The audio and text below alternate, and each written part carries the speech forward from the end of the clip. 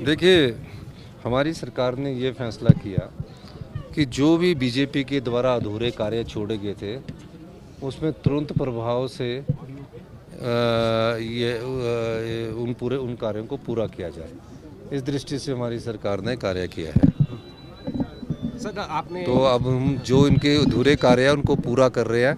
ये तो फटाफट इन्होंने क्या किया कि शिलान्यास किए, उद्घाटन किए, आधी अधूरी बिल्डिंगें रख दी। हम उसको पहले बजट में एलोकेट करके उनको पूरा कर रहे हैं और नई बिल्डिंगों का शिलान्यास हम 30% पैसा डिपॉजिट होने के बाद कर रहे हैं। सर आपने बड़ी बात अपने संबोधन में कही कि जो सामर्थ्य है उनको कि जो सामर्थ्य है, जो देने के काबिल है और जो देना चाहता है वो अपनी मर्जी से भी उनको छोड़ना चाहिए।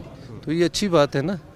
अगर मुख्यमंत्री और उसके मंत्रिमंडल और उनके अधिकारी जो छोड़ना चाहते हैं सब छोड़ेंगे, तो उसमें मंत्रिमंडल के सदस्यों ने तो पहले ही कह दिया, तो अपने आप से भी समाज को कुछ देना होगा।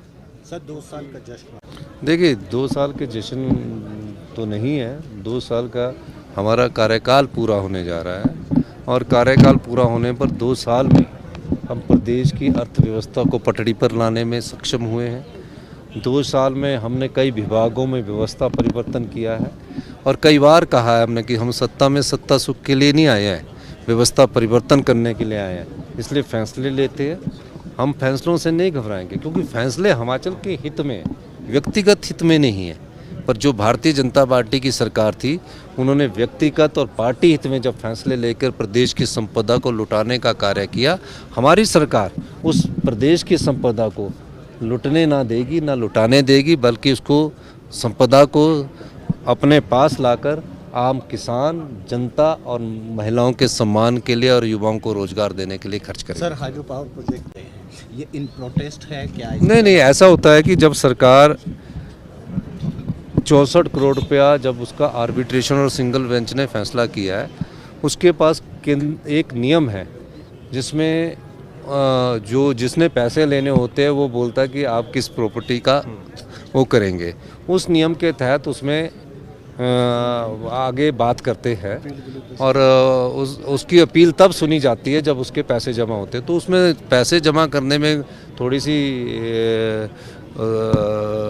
देरी हुई, मैंने उसकी भी जानकारी प्राप्त की है। ऐसे ही एक देखो राजस्थान गवर्नमेंट है, उनका बीकानेर हाउस करने के लिए कुड़क कर दिया गया। तो ये व्यवस्था ऐसी है, तो इसमें कोई ज़्यादा इसको सीरियस लेने की ज़रूरत नहीं है। और सब लोग जो वकील होते हैं वो भी जानते हैं कि ये एक व्यवस्था है, क्योंकि जब हमने अदानी के 280 करोड़ रुपए जमा किए थे उस समय भी हमारे खिलाफ फैसला आ गया था। हमने उसको भी जीता है और इसको भी हम जीतेंगे। तो मेरा कहने का मतलब है कि जो प्रदेश की संपदा को लुटा दिया जाता है कि इनको दे दिया जाए, वो हमारी सरकार नहीं करने वाली। आखिर में सर महाराष्ट्र, देखो लोकतंत्र में ये सब चलता है। भारतीय जनता पार्टी 2 MP हुआ करती थी, उसके बाद चलता है। और तीसरी बात यह है कि जब किसी पर शक होता है, जब जो ईवीएम बनाने वाले उन्होंने बंद कर दी, तो एक बार जनता की मांग को रखते हुए बैलेट पेपर पर हो जाए, कोई फ़र्क नहीं। शक शुबा दूर करना ना। अब टेक्नोलॉजी तो कोई भी है, किसी भी टेक्नोलॉजी को हैक किया जा सकता है। वो तो जो टेक्नोलॉजी के ज्ञाता है एलन मस्क, उसने भी बोला है। तो अगर शक दूर करना हो तो एक बार हिंदुस्तान में बैलेट पेपर पर भी चुनाव हो जाए तो शक भी दूर हो जाए।